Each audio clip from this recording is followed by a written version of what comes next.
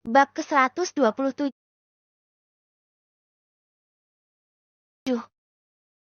Sini kau Ranti. Akan kucakar kau. Karena dirimu aku bisa ada di sini. Teriak Naura mencoba meraih Ranti yang berdiri di hadapannya dengan tersenyum mengejek padanya. Karena aku? Hahaha, lucu sekali wanita jahat ini.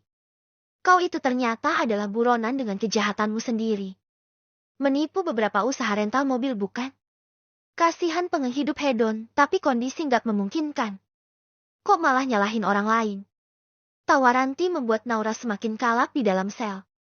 Ingin sekali dia memukul wanita itu, tapi terhalang oleh pintu besi yang sangat kokoh. Pakai cadar tapi ternyata itu hanya kedok demi bersembunyi dari kejaran polisi bukan? Hehehe, Naura. Kamu itu ternyata memang sangat licik sekali. Dulu saat mendekati Bima kau bergelar uhti karena penampilanmu yang tertutup. Tapi itu hanya formalitas bukan karena kewajiban sebagai muslimah. Memak keji sih kamu ini. Kedua tangan Ranti terlipat di depan dada. Kamu kalah dariku bukan? Cuy, kalah. Tidak merasa tuh. Aku yang mencerai Kak Bima dan alhamdulillah suamiku yang sekarang lebih dari segalanya. Tampan iya. Kaya juga sudah pasti, jadi aku malah bersyukur bisa cerai dari Bima. Oh ya bukannya kau dan Bima pernah menikah? Tapi kok sekarang dia merenyek-renyek ingin kembali padaku dan bilang jika dulu bersamamu dia itu hilaf karena tergoda oleh kegatalanmu. Diam kau Ranti. Tunjuk Naura. Kenapa aku harus diam jika memang benar begitu adanya? Aku juga mau bilang kalau Mas Akbar itu ternyata adalah kakak kandung dari suamiku. Sekarang Mas Akbar sudah hidup bahagia dengan istri dan kedua anaknya. Kak Aisyah wanita cantik dan juga baik. Sungguh dia sangat beruntung jadi istri dari mantan suami yang dulu kau sia-siakan. Ternyata dia adalah orang yang sangat kaya juga. Naura menutup kedua telinganya tak ingin mendengar apa yang Ranti katakan. Kau tinggalkan dia demi Bima bukan? Pergi kau dari sini bangsat. Kalau aku tidak mau, pergi kataku. Bukannya pergi, Ranti malah tertawa keras. Bawa dia pergi dari sini. Naura bahkan berpaling pada petugas wanita itu tanpa rasa takut. Nikmati saja kehidupan barumu di sini Naura. Kau di sini karena tuntutan dari sekian banyak korban yang kau tipu. Ya paling puluhan tahun kau mendekam di sini ditambah denda sekian miliar. Tapi jika kau tak bisa mengganti denda sudah pasti diganti dengan hukuman kurungan. 20 tahun mungkin. Haha. Tidak. Aku mau keluar dari sini. Di mimpimu Naura. Hahaha. Dadah. Lanti tertawa keras lalu melambaikan tangannya meninggalkan tempat di mana Naura berteriak seperti orang gila. Semenjak Zakia dibawa pulang oleh Bima, wanita muda itu selalu mengurung diri di kamar. Umi Tika marah besar saat anak bungsunya itu mengaku kalau memang dirinya yang mencuri semua emas ibunya dan menjualnya, serta memakainya berfoya-foya di luaran sana. Bima juga telah mendatangi kosan Zakia dan mengambil semua barang-barang adiknya untuk dibawa pulang ke rumah ibunya. Bu, apa Zakia sudah makan? Tanya Bima setelah pulang dari kerja sore harinya. Mana ibu tahu, kalau dia tak makan itu namanya menyiksa diri sendiri. Lagi pula tak ada yang melarangnya bukan? Umi Tika yang dulu begitu sayang dan memanjakannya tak lagi peduli pada Zakia, masih marah dengan apa yang wanita muda itu lakukan padanya. Dan juga cara berpakaian Zakia yang telah berubah, semua itu membuat ibunya semakin tak bisa menerima. Kok ibu ngomong gitu? Lah terus ibu harus apa Bin? Memaksanya makan atau menyuapinya? Dia itu hidup di luar rumah ini cukup lama dan buktinya bisa hidup bukan? Jeti tak usah diingatkan karena Zakia pasti tahu sendiri. Jangan begitu Bu. Zakia itu masih muda dan butuh ibu untuk menyadarkannya dari kesalahannya dulu. Ngapain? Dia yang pilih jalan hidup seperti itu. Mau bebas bukan? Tapi kita sebagai keluarganya harus. Sudahlah, ibu mau ke kamar. Kamu saja yang lihat adikmu kalau memang peduli.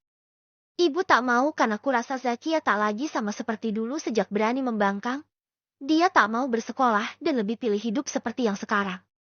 Mengurung diri di kamar dan tak mau makan sudah jadi pilihannya. Umi Tika segera beranjak dari tempat duduknya dan masuk kamar. Sak, ayo keluar. Kamu sudah makan belum? Bima sudah mengetuk pintu kamar. Tadi ikut berdiri menyusul ibunya tapi menuju ke kamar Zakia yang ada di sudut. Tak ada jawaban. Zakia, Mas masuk ya. Teriak Bima lagi dengan suara yang lebih keras. Masih sepi dan tak ada pergerakan dari dalam kamar. Oke Mas masuk sekarang. Tanpa menunggu lagi, Bima mendorong pintu kamar. Gelap dan berbau tak sedap dalam kamar. Zakia, kenapa lampu tak kamu nyalakan? Pria itu lalu meraba-raba saklar lampu yang ada di dinding. Dan begitu dinyalakan Bima terperanjat kaget. Astaga! Zakia! Di atas tempat tidur tubuh adiknya tergeletak dan ada darah dispera yang cukup banyak. Zakia! Bima berlari ke arah adiknya. Terlihat nafas Zakia tersengal-sengal dan darah yang ada di sana sepertinya berasal dari bagian bawahnya. Kamu kenapa? Ibu! Tolong! Bima berteriak panik. Lengan adiknya diguncang dengan sangat kuat tapi wanita muda itu tak juga membuka matanya yang tertutup rapat. Wajahnya sudah sangat pucat dengan bibir agak membiru. Ibu! Cepat kemari. Dari arah luar Umi Tika masuk. Astaga! Bau apa ini? Busuk sekali. Kenapa, Bim? Kok kamu berteriak seperti? Zakia tak sadarkan diri, Bu. Lihat. Ayo cepat bawa dia ke rumah sakit. Apa? Pingsan? Iya. Cepatlah ibu bantu aku bawa dia keluar dari sini dan kita bawa ke rumah sakit. Umi Tika yang mendekat sangat kaget saat melihat ada banyak darah di tempat tidur. Loh kok ada darah? Apa dia mau bunuh diri, Bim? Tidak, Bu. Tak ada luka di tubuhnya. Aku juga tak tahu kenapa dia bisa berdarah banyak begini. Tapi mana bisa kita bawa dia ke rumah sakit dengan motor, Bim? Ada bajai, Bu. Ayo cepat. Zakia sudah sangat pucat. Keduanya segera membawanya keluar rumah. Dan beruntung saja di saat yang bersamaan ada bajai yang lewat lalu di stop oleh Bima. Hanya 20 menit mereka bertiga sudah sampai di depan rumah salib besar. Petugas kesehatan yang bertugas di UGD segera membawa masuk tubuh Zakia yang juga telah dingin. Umi Tika yang ingin ikut masuk tak diperbolehkan oleh petugas. Wanita parubaya itu bersungut-sungut membuat Bima menoleh pada sang ibu. Duduk saja di sini, Bu. Kita tunggu apa yang membuat Zakia seperti itu. Ibu kan hanya ingin menemaninya di dalam BIM. Sudah ada dokter dan perawat, Bu. Kita di sini saja. Bima melap tangannya dengan tisu basah yang tadi dibeli. Tangannya juga tadi kotor terkena darah. Bahkan bajunya masih kotor tak sempat lagi diganti. Beberapa saat kemudian dokter laki keluar dari ruangan di mana Zakia tadi dibawa masuk. Bima berdiri. Anda keluarga pasien wanita yang di dalam. Benar dokter, saya kakaknya dan ini ibu kami. Jawab Bima lalu menunjuk ibunya. Suaminya di mana? Hah? Suami? Bersamaan Bima dan Umi Tika mengucapkannya. Iya, Bu. Mas, tadi pasien mengalami pendarahan hebat. Syukur alhamdulillah janinnya masih bisa kami selamatkan. Saya menanyakan suaminya karena harus benar-benar menjaga istrinya. Tak boleh kerja berat dulu. Hamil. Bima berteriak tak sadar. Umi Tika sudah jatuh di lantai bersimpu dengan tubuh gemetar.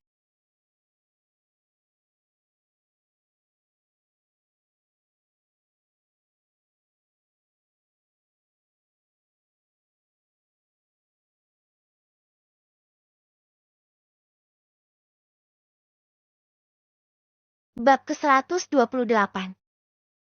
Katakan siapa yang telah melakukan ini padamu. Lelaki mana yang telah menghamilimu, hah? Ujar Bima dengan menatap tajam Zakia yang sudah sadar dan tak lagi pucat wajahnya. Di tangannya terpasang jarum infus. Jadi kamu kabur dari rumah dengan mencuri semua perhiasan ibu karena mau bebas dan jadi murahan di luaran sana. Sangat terdengar jelas kalau pria itu sangat marah pada adiknya. Tak mau bersekolah dan sekarang malah hamil di luar nikah. Apa sih di pikiranmu ini? Tangan Bima mendorong kepala Zakia. Apaan sih, Mas? Sakit tahu. Ujar wanita tidak terima kepalanya didorong oleh sang kakak. Siapa lelaki brengsek itu? Katakan padaku dan akan kudatangi dia sekarang juga. Stop, Bim. Kamu ini kenapa sih? Umi Tika membentak putra sulungnya. Berhenti bersikap seperti itu. Kamu yang bodoh karena terlalu buru-buru membawa Zakia ke rumah sakit. Jika saja dia tak dibawa ke sini, maka urusannya akan selesai dan kehamilannya pasti tak akan tertolong. Sambungnya dengan mata melotot pada Bima. Maksud ibu ngomong begitu apa? Kalau dia tak dibawa kemari mungkin saja Zakia sudah mati. Ibu tidak lihat bagaimana dia pendarahan. Hanya rumah sakit yang bisa menghentikan pendarahan hebat. Ibu mau dia mati di rumah. Ibu mau janin itu gugur dan tak diselamatkan oleh dokter. Bukan main kagetnya Bima. Astagfirullah, ibu sadar ngomong begitu. Ya Allah, ibu kok bisa tega ngomong begitu? Yang ada di dalam perut Zakia itu nyawa Bu. Dosa jika ibu punya pikiran seperti ini. Bima mengusap wajahnya dengan kasar. Kamu, ayo cepat bilang siapa bajingan yang telah menghamilimu, ha? Lalu dia menunjuk Zakia dengan wajah merah padam, tapi adiknya terlihat biasa saja. Sudah, ibu bilang kita tak usah permasalahkan itu. Hari ini juga kita bawa Zakia pulang. Dia perlu dirawat. Tukas Bima. Tidak, ibu akan cari obat yang bisa membuat janin itu gugur. Bu, setan apa yang merasukimu? Kenapa sih ibu kayak gini? Ya Allah, jangan sok suci. Masih ingat dengan apa yang kau lakukan pada Ranti hingga dia keguguran? Wajah Bima seketika berubah. Apa yang kulakukan padanya? Bukannya dia juga keguguran. Tapi itu tadi sengaja, Bu. Beda dengan ibu yang ingin dengan sengaja melakukannya. Aku mendorongnya saat ibu bukan karena ingin dia keguguran. Sakit sekali hati Bima mengingat kebodohannya itu. Zakia masih muda. Masa depannya panjang dan ibu yakin dia bisa dapat pria yang kaya raya nanti. Bukan orang yang tidak jelas. Ibu ini seorang pendakwah. Berceramah di mana-mana. Tapi kenapa punya pikiran seperti itu? Bima sampai geleng-geleng kepala melihat sikap ibunya. Aku setuju dengan ibu. Terdengar suara Zakia tanpa beban dan dosa. Dia menatap Bima. Janin ini tak mau kupertahankan. Gila. Bima kembali geleng kepala. Beruntung saja di ruangan itu hanya ada mereka bertiga. Kita akan pulang ke rumah sekarang. Sana urus di bagian. Bu, potong Bima. Zakia harus dirawat. Dia kehilangan banyak darah. Sambungnya. Tidak, aku mau pulang sekarang. Sudah sehat kok. Sahut Zakia pada Bima. Tuh dengar apa katanya? Lebih baik kita pulang dan cari jalan keluar serta obat agar janin itu hilang. Zakia mengangguk cepat. Ia harus cepat hilang dari perutku. Karena aku juga tak tahu siapa ayah dari janin ini. Meski yang lebih sering berhubungan denganku pria tua itu, aku tetap tak sudi. Zakia membatin. Sudah puas sekarang? Ranti mengangguk lalu memeluk Elix yang menunggunya di luar saat tadi dia masuk untuk menemui Naura. Mas, apa 3 orang itu sudah dimakamin? Tentu saja. Kenapa? Mas yakin tak ada yang bisa tahu siapa pelakunya? Hahaha, tenang saja Hani. Mereka sekeluarga itu sedang liburan dan itu yang orang-orang tahu. Jika Elix yang bergerak semua pasti akan rapi. Apa kau takut suamimu ini akan ditangkap? Ranti mengangguk. Uang adalah segalanya di dunia ini, Hani. Aku bisa menutup mulut para pecinta duniawi dengan benda mati itu. Ada banyak manusia yang sangat mencintai dunia lalu dengan sengaja menulikan telinga dan membutakan mata demi bisa bersenang-senang. Liburan ke luar negeri, beli barang-barang mahal dan pamer sana-sini tanpa peduli pada sesama. Negara kita ini mempunyai banyak orang-orang sampah yang menyembunyikan keserakahannya di balik jas dan dasi yang rapi. Terus bagaimana dengan para aparat yang juga melihat kejadian itu? Kan ada beberapa anak buahnya yang selamat. Mereka akan menyesal seumur hidup jika berani buka mulut. Tapi kujamin mereka yang tahu akan tetap merahasiakannya sampai mati. Selain uang tutup mulut yang diterima, pasti mereka juga takut sekeluarga ikut dibantai. Mas keluar uang banyak untuk semua itu kah? Tidak seberapa, Hani. Bukannya kau tahu siapa suamimu ini? Uang tak masalah bagiku. Berapapun nominalnya bilang saja. Lanti tersenyum dan semakin mengeratkan pelukan pada Elix. Ya sudah kita pulang ya. Aku sudah ingin berbaring di pangkuanmu di kamar kita yang tenang, makan masakanmu. Ayo. Angguk Lanti. Keduanya lalu saling menatap penuh cinta. Wanita cantik itu berjinjit lalu mencium hidung suaminya dan berbisik pelan. Aku cinta kamu, Mas.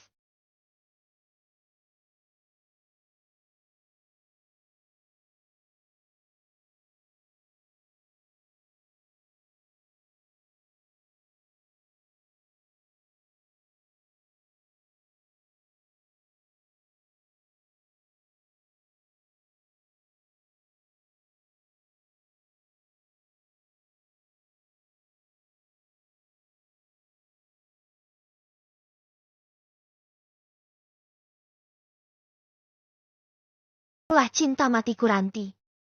Kedua tangan saling menggenggam erat. Keluar dari lapas khusus wanita dan berjalan ke mobil yang akan membawa di mana keduanya akan pulang. 3 hari berlalu, Rabia sudah bisa pulang dari rumah sakit dibawa langsung ke rumahnya Ranti. Gadis remaja itu tak lagi kesakitan dan telah sembuh dari luka bekas cambukan. Dia tak tahu kalau Melati dan kedua orang tuanya sudah hilang tak berbekas dari muka bumi. Kamu sudah ingin kembali ke rumah ibu dan bapak? Tanya Ranti padanya. Nanti sore saja kak. Jawab Rabia sambil menikmati pisang goreng buatan kakaknya di teras rumah. Kak. Apa? Rabia terlihat ragu untuk mengatakannya. Ada apa? Ayo ngomong.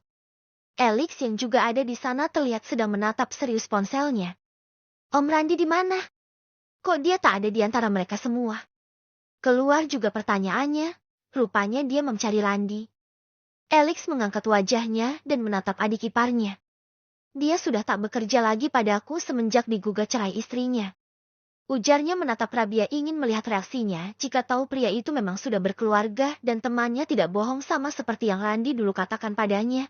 Mengingkari istri dan anaknya hanya demi bisa mengambil hati dan mendekati Rabia. Om Randy punya istri. Rabia tentu saja percaya jika yang mengatakan itu adalah Elix. Iya, dia sudah punya anak juga, 2 atau 3. Rabia semakin kaget. Kamu kenapa Bia? Kok kayak terkejut gitu tahu Pak Randi sudah punya anak istri? Tanya Ranti pada sang adik. Itu kak. Aku kira dia itu duda. Hehehe iya. Tawa Rabia terlihat dipaksakan. Aku ambil ponsel dulu ya. Ranti berdiri dan masuk meninggalkan Rabia dan Elix. Lain kali jangan langsung percaya dengan ucapan lelaki dewasa. Oh ya hubunganmu dengan pemuda yang bernama Kevin seperti apa? Tahukah kau dia itu rela mengorbankan dirinya untuk menyelamatkanmu dan juga kakakmu saat diculik? Bahkan sampai tertembak. Mata Rabia mengerjap-ngerjap. Lihat ini. Elix memperlihatkan sebuah video pada Rabia. Sudah beberapa hari ini dia di sana.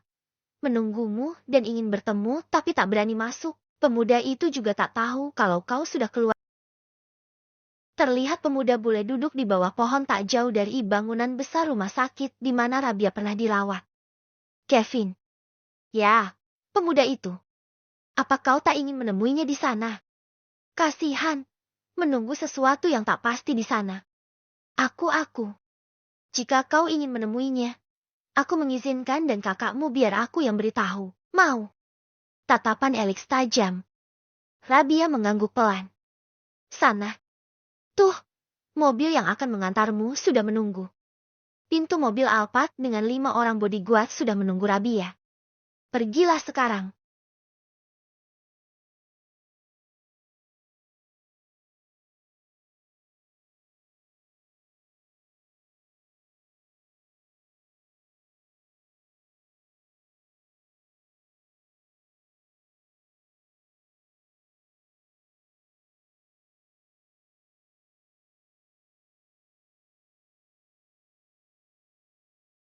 Bab ke-129.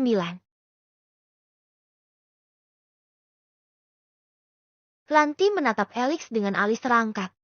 Matanya penuh tanya. Loh, Rabia kemana? Mas, kok nggak ada? Suaranya bergetar sedikit, menahan rasa penasaran yang tiba-tiba muncul. Elix yang duduk santai di kursi teras, tersenyum tipis. Matanya yang sipit menyiratkan sesuatu yang tak bisa langsung dia ungkapkan. Dengan gerakan tenang, pria itu menepuk pahanya. Isyarat halus agar Ranti duduk di pangkuannya. Ranti diam sejenak, lalu tersenyum. Dia melangkah pelan, lalu duduk di pangkuan Elix, merasa tubuhnya hangat namun hatinya masih penuh tanda tanya. Sekeliling rumah, anak buah yang berjaga langsung berbalik menghadap ke belakang. Enggan menyaksikan kemesraan bosnya yang tiba-tiba mencair di hadapan wanita itu. Suasana jadi hening. Hanya terdengar detak jantung Ranti yang berdebar. Sementara Elix menatap dalam-dalam. Elix menatap Ranti dengan senyum nakal yang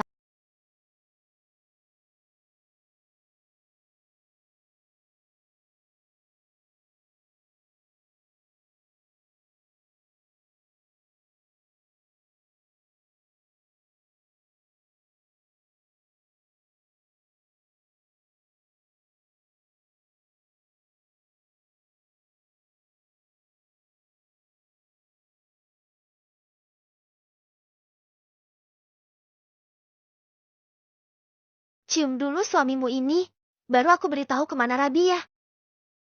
Ujarnya penuh godaan. Ranti mengerutkan kening. Matanya membulat penuh curiga. Mas, aku serius. Di mana dia? Tadi waktu aku tinggalkan kalian berdua di sini. Dia kemana? Suaranya bergetar, mencerminkan kecemasannya yang mulai merayap. Alex mengangkat bahu santai, lalu menggoda. Cium dulu, yang ini. Tutur Alex menunjuk bibirnya sendiri. Ranti yang sudah duduk manja di pangkuannya mengerutkan bibir. Wajahnya cemberut. Mas, aku sudah duduk di pangkuanmu seperti yang kau minta. Masa disuruh cium lagi sih? Keluhnya setengah kesal. Alex tertawa ringan. Suara hangatnya mengisi ruang di antara mereka. Tanpa menunggu lama, dia meraih pipi Ranti. Menciumnya lembut, lalu memeluknya erat, seolah tak ingin melepas. Setelah melepaskan pelukan, Alex menatap mata Ranti dengan serius. Rabia pergi ke rumah sakit. Aku yang suruh dia.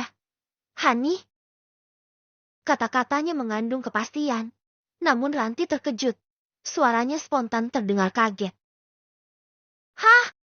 Ngapain? Mas? Matanya membesar. Dada berdebar. Mencoba mencerna kenyataan yang baru saja didengar. Suasana yang tadinya penuh canda berubah seketika menjadi tegang. Menghadirkan pertanyaan yang menggantung di udara. Alex masih erat memeluk istrinya yang duduk di pangkuannya. Napasnya berirama menenangkan seiring suara Ranti yang bertubi-tubi melontarkan pertanyaan. Mas, kau melakukan itu? Lalu kenapa mesti di rumah sakit adikku harus menemuinya? Apa pemuda itu dirawat lagi di sana? Suaranya bergetar. Mata yang biasanya tegar kini memancarkan kekhawatiran dan sedikit ketidakpercayaan. Alex mengusap lembut punggung Ranti, mencoba meredam kegelisahannya. Tidak, Hani. Jawabnya pelan namun pasti. Pemuda itu, Kevin, mengira Rabia masih dirawat di rumah sakit. Dia bahkan sempat ingin masuk ikut tapi takut dengan kita berdua. Makanya beberapa hari ini dia selalu duduk di bawah pohon dekat rumah sakit, menunggu kabar. Wajah Ranti berubah, dari cemas menjadi sedikit lega namun tetap menyimpan tanda tanya. Dia menatap Alex dengan penuh harap, mencoba menangkap maksud di balik kata-katanya. Dalam bayangan Ranti, pemuda yang telah menolongnya itu duduk termenung di bawah rindangnya pohon. Tatapannya kosong namun terselip harapan sederhana, hanya ingin memastikan Rabia baik-baik saja. Dalam pelukan Alex, Ranti merasakan campuran ingin tahu, penasaran, dan kehangatan yang tiba-tiba muncul dari sosok pemuda asing yang tanpa diminta sudah menjadi bagian kecil dari hidup mereka. Suasana sejenak hening. Hanya terdengar bisikan angin dan detak jantung yang bergema di antara keduanya. Rabia duduk terpaku di kursi penumpang Alphard yang mewah. Tubuhnya kaku, mesti matanya menatap kosong ke depan. 5 bodyguard yang mengawal ketat, termasuk supir yang juga salah satu anak buah Alex, kakak iparnya, menjaga setiap sudut mobil dengan sikap waspada. Ketika kendaraan itu memblok masuk ke kawasan rumah sakit, napas Rabia seakan tercekat. Tempat itu membawa kembali ingatan pahit tentang hari-hari kelam saat dirinya dirawat rasa sakit, ketakutan, yang pernah dialaminya. Mobil berhenti di parkiran yang teduh. Di bawah naungan pohon-pohon rindang yang daun-daunnya bergoyang perlahan tertiup angin. Suasana tenang itu bertolak belakang dengan kegelisahan yang merayap di dada Rabia. Salah satu bodyguard menoleh dan berkata dengan suara datar. Silahkan turun, Nona. Orang yang Tuan Alex maksud ada di sana. Dia menunjuk ke arah seorang pemuda bule yang duduk es di bangku kayu samping motornya yang terparkir. Wajahnya menyiratkan ketenangan namun matanya tajam mengamati sekitar. Rabia menelan ludah. Hatinya berdebar tak menentu. Tanpa sepatah kata pun, dia membuka pintu mobil dan melangkah turun dengan langkah pelan namun pasti. Tubuhnya masih terbungkus oleh perasaan cemas yang tak bisa disembunyikan. Di antara keheningan, tatapan pemuda bule itu bertemu dengan matanya, seolah membaca segala kegelisahan yang disimpan rapat dalam dadanya. Di situ, di bawah rimbunnya daun, cerita baru akan dimulai. Kevin mengucek matanya saat melihat sosok gadis remaja yang terlihat sehat melangkah ke arahnya. Rabia, desisnya lalu segera berdiri. Kini, keduanya berdiri saling berhadap-hadapan. Untuk waktu yang agak lama, keduanya hanya saling menatap dalam diam. 5 bodyguard mengawasi dari jarak 10 meter. Kev, Rabia, kau sudah sehat. Keduanya bersuara bersamaan, namun ucapan Rabia hanya menggantung di udara. Iya, jawab Rabia dengan agak gugup. Aku datang kemari untuk mengucapkan terima kasih atas pertolonganmu dan juga mau bilang kalau aku tak lagi dirawat di rumah sakit ini. Kakakku dan suaminya telah membawaku pulang. Ujar gadis remaja tersebut dengan kikuk. Siapa yang memberitahumu kalau aku di sini? Kak Elix, suami dari kakakku. Kau kemari bersama dengan siapa? Tanpa ragu lagi Rabia menunjuk 5 pria kekar berbaju hitam yang memang tak jauh dari posisi keduanya. Siapa mereka? Anak buah Mas Elix. Kevin sudah tahu kalau suami dari kakak Rabia itu bukan orang sembarangan, dan mereka bukan orang miskin seperti yang Melati dan teman-temannya katakan. Apa yang menyuruhmu juga adalah dia. Rabia mengangguk. Iya, Mas Elix memintaku kemari untuk bertemu denganmu. Dan karena kita sudah bertemu telah mengucap terima kasih juga aku akan pulang sekarang. Rabia berujar singkat, lalu memutar badan hendak pergi. Langkahnya cepat menapaki aspal panas di parkiran rumah sakit yang ramai itu. Namun, tiba-tiba sebuah tangan kuat mencengkeram pergelangan tangannya, menariknya kembali. Kevin menatapnya dengan mata yang penuh ketegasan sekaligus gentar. Jangan pergi. Lirihnya, suaranya nyaris tak terdengar di antara riuh kendaraan dan bisik-bisik orang-orang di sekitar. Rabia terkejut. Tubuhnya membeku sesaat sebelum Kevin menariknya ke pelukannya. Tubuh Rabia terperangkap erat di antara lengan pemuda itu yang tak peduli akan tatapan penasaran dan bisikan orang-orang di sekeliling. Dada Kevin naik turun cepat. Napasnya bergesekan di hijab yang Rabia pakai menutupi rambutnya. Aku suka padamu, Rabia. Misik Kevin begitu dekat di telinganya, suaranya bergetar oleh perasaan yang selama ini terpendam. Hati Rabia berdentum kencang, wajahnya memerah tak terkira. Aku mencintaimu Rabia.